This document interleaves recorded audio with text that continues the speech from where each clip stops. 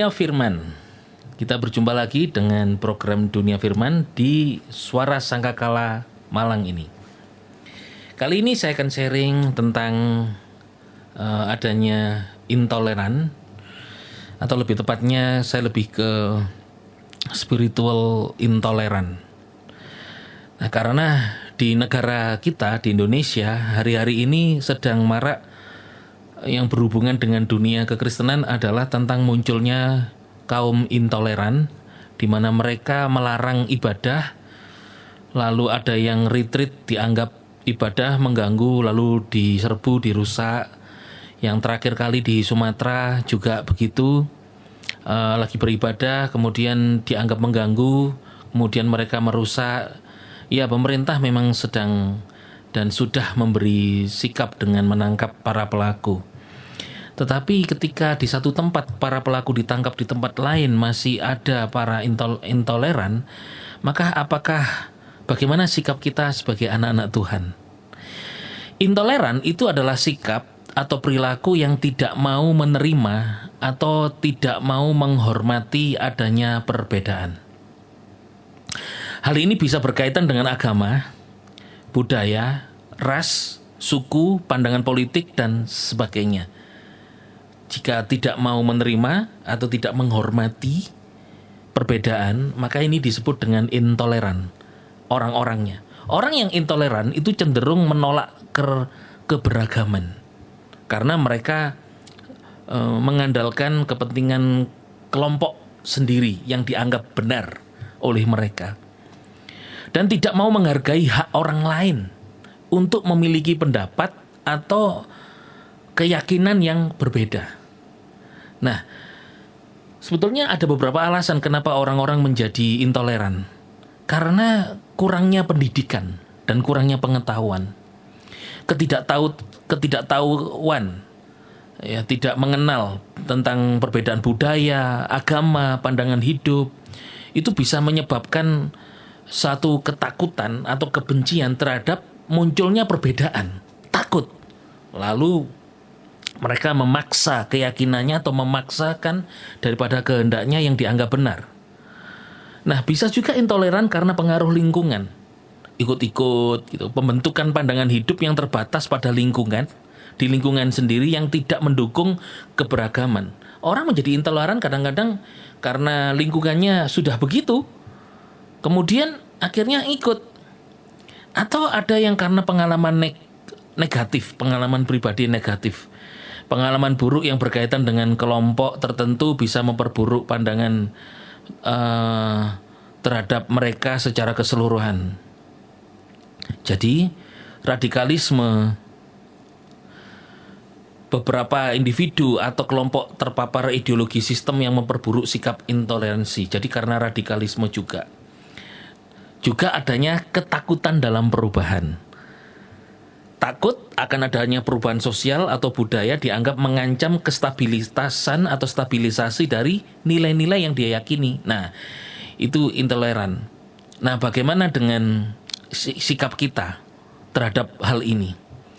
Karena mereka akan merusak atau memaksakan kita menghentikan aktivitas, terutama kalau dalam ibadah. Nah, Roma 12 ayat 9 dikatakan, saudara yang terkasih, janganlah kamu menuntut balas. Janganlah kamu menuntut balas, berilah tempat bagi murka Elohim, sebab telah tertulis pembalasan adalah hakku. Akulah yang akan membalas, demikianlah firman Tuhan. Bagaimana kita menghadapi kaum intoleran kalau muncul? Secara pendidikan, itu berilah pemahaman yang lebih luas tentang keragaman, toleransi, dan nilai-nilai kemanusiaan melalui pendidikan dan diskusi. Berikan empati dan pengertian, mengajak untuk melihat dari sudut pandang orang lain, bukan melihat sudut pandang diri sendiri. Angka 6, dilihat dari bawah, di atas, yang bawah melihat angka 9, yang atas melihat angka 6. Tapi coba yang di bawah yang melihat angka 9 itu berpindah posisi, pasti akan melihat itu angka 6. Nah, juga hindarilah kalau ada provokasi, cegah konflik. Juga menjaga kebijakan secara hukum dan kembangkan sikap toleransi sejak dini. Jadi sekarang kita kepada anak-anak di lingkungan kita, mari kita mengembangkan sikap toleransi, menghargai perbedaan pendidikan baik di sekolah maupun keluarga. Nah, ini akan mengurangi daripada intoleran itu sendiri. Ampuni mereka, jangan ikut-ikut. Sikap kemarin yang terjadi di Jawa Barat ketika terjadi itu, justru mereka memberkati orang-orang yang menyakiti. Mereka yang menyakiti melakukan perusakan, dibantu pemerintah 100 juta malah disumbangkan ke tempat-tempat ibadah. Dan ini kan berarti tidak membalas kejahatan dengan kejahatan. Di Bible ada kaum intoleran juga. Contoh yang pertama, kaum Farisi. Farisi dan ahli Taurat itu mereka adalah kelompok yang intoleran terhadap ajaran Yesus. Yesus mengajarkan yang seolah melawan hukum Taurat, sedangkan mereka mempertahankan hukum Taurat. Sehingga yang mereka lakukan adalah betul-betul sikap yang dengan kebencian kepada Yesus, sehingga Yesus seringkali dihasut, mau ditangkap, bahkan terakhir betul-betul ditangkap dan akhirnya disalibkan. Mereka menekankan hukum Taurat, mengamalkan hukum Taurat. Dan Yesus dengan ajarannya ditentang karena Yesus mengajarkan kasih, pengampunan, bertentangan dengan interpretasi mereka yang keras dan penuh aturan. Contoh, menurut Yesus, wanita yang berzina itu janganlah kamu hukum, karena bukan kamu yang harus menghukum. Tapi mereka siap dengan batu di tangan untuk melempar batu kepada perempuan yang berzina itu. Nah, sehingga Yesus berkata, siapa yang gak berdosa, lempar batu duluan. Kaum intoleran ini itu membenci tindakan Yesus. Dan Yesus sendiri berkata, adakah yang menghukum engkau? Tidak. Yesus berkata kepada perempuan berzina itu, pergi dan jangan berbuat dosa lagi. Semakin bencilah mereka. Ini kaum intoleran yang pertama. Ada kaum intoleran yang lain di dalam Bible, yaitu Raja Ahab dan Ratu Isabel. Raja Ahab dan Ratu Isabel itu tokoh yang memerintah dengan kekuasaan yang tirani dan intoleran terhadap penyembahan berhala, penyembahan kepada Tuhan yang benar. Jadi mereka tuh salah itu menyembah Yahweh, menyembah Tuhan. Harusnya menyembah dewa-dewa, patung yang didirikan oleh nabi-nabi Baal itu. Intoleran sekali mereka. Mereka menganiaya nabi-nabi Tuhan dan memaksa rakyat untuk menyembah Baal atau dewa asing. Bagaimana Yesus menghadapi ahli Taurat? Yesus tetap melakukan kebenaran, memberitakan kebenaran, membela kebenaran yang benar. Tetapi Yesus tidak membenci mereka. Dan kita hari ini bisa mencontoh apa yang dilakukan Yesus. Ahab juga begitu. Elia merupakan tokoh. Cara menghadapi intoleran seperti Ahab dan Isabel adalah dengan menyatakan kebenaran Tuhan meskipun dia diancam mau dibunuh. Diancam oleh Isabel itu mau dibunuh. Elia tidak takut terhadap raja yang berkuasa meskipun dia sempat lari. Namun Tuhan tetap bela dia. Dia berkata, jika memang dewamu itu Tuhan, ikutilah dia. Tapi kalau itu bukan, ikutlah aku. Wah, berani sekali dia berkata kepada raja. Yang ketiga, Saulus. Saulus itu intoleran sekali. Dia menganiaya para pengikut Yesus, bahkan membunuh dan menyetujui Stefanus dirajam batu.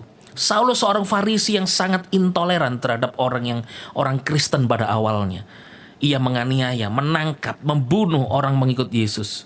Sikap intoleran ini sangat keras karena ia merasa bahwa ajaran Yesus bertentangan dengan hukum Yahudi. Dan tapi kemudian Saulus, dia ditemui Yesus sendiri dan akhirnya dia bertobat. Lihat, Saulus akhirnya bertobat karena ketemu Yesus. Tuhan yang mengubahkan. Saudara, pembalasan bukan hak kita. Kita tadi membaca firman Tuhan. Saulus intoleran, menganiaya jemaat. Tapi Yesus sendiri yang menemui dan menyelesaikan, membuat dia bertobat. Jangan kita mencampuri urusan Tuhan. Kita doakan kaum intoleran ini. Siapa tahu seperti Saulus akhirnya ditemui Yesus dan bertobat. Yang keempat, kaum intoleran di dalam Bible adalah Herodes Agung. Herodes Agung itu seorang raja yang sangat paranoid dan intoleran terhadap siapapun yang mengancam kekuasaannya. Ia mendengar berita kelahiran Yesus, kemudian dia merasa terancam. Wah, dia raja ya. Bunuh bayi itu. Kalau tidak menemukan, bunuh semua bayi. Lihat. Tetapi Tuhan tetap menyelamatkan bayi Yesus itu. Yesus cara menghadapinya gini. Yesus dan keluarganya, dia melarikan diri dari Mesir. Melarikan diri ke Mesir, artinya keluar dari wilayah kekuasaan Herodes berkuasa. Sebagai tindakan bukan takut, tapi perlindungan. Perlindungan terhadap ancaman yang nyata. Nah, ini bisa kita cara menghadapi intoleran. Kalau saudara tinggal di kampung intoleran, ya mungkin kalau dengan cara Yesus waktu kecil ini mungkin bisa pindah dulu. Jangan yang di situ. Untuk keselamatan dulu, bukan takut kepada mereka, tetapi untuk dengan hikmat.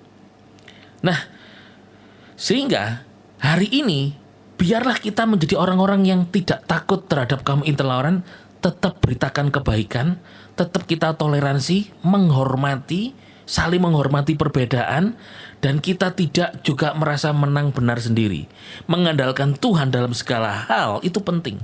Kita harus percaya bahwa Tuhan sanggup memberi kekuatan untuk kita menghadapi intoleransi dan ketidakadilan di negeri ini. Filipi 4 ayat 13 berkata, segala perkara dapat kutanggung di dalam Dia, memberi kekuatan kepadaku. Intoleransi selalu ada dalam dunia ini. Namun dengan mengikuti, tetap ikut Yesus, ikuti ajarannya, percaya kepada Yesus akan perlindungannya, kita dapat menghadapinya dengan cara yang penuh damai, penuh kebenaran dan pengampunan. Sebab mereka tidak tahu apa yang mereka perbuat. Percayalah, kita tinggal di negeri ini, di Indonesia yang ada muncul kaum intoleran. Yesus dengan kasih-Nya memenuhi kita dibela. Jangan takut terhadap mereka. Terhadap orang-orang sekitar kita, mari kita didik anak-anak generasi penerus supaya mereka sadar akan kebinekaan, bahwa kita tinggal di negeri yang sangat berbeda-beda, namun tapi kita satu. Nah, untuk itu biarlah kasih Kristus nampak dalam kehidupan kita, bukan malah kita menjadi takut, tetapi Tuhan memberikan kita keberanian menghadapi segala sesuatu yang mungkin memberi kita ketakutan, dan Tuhan menunjukkan kemuliaan-Nya melalui hidup kita. Yesus Masiah, bless you.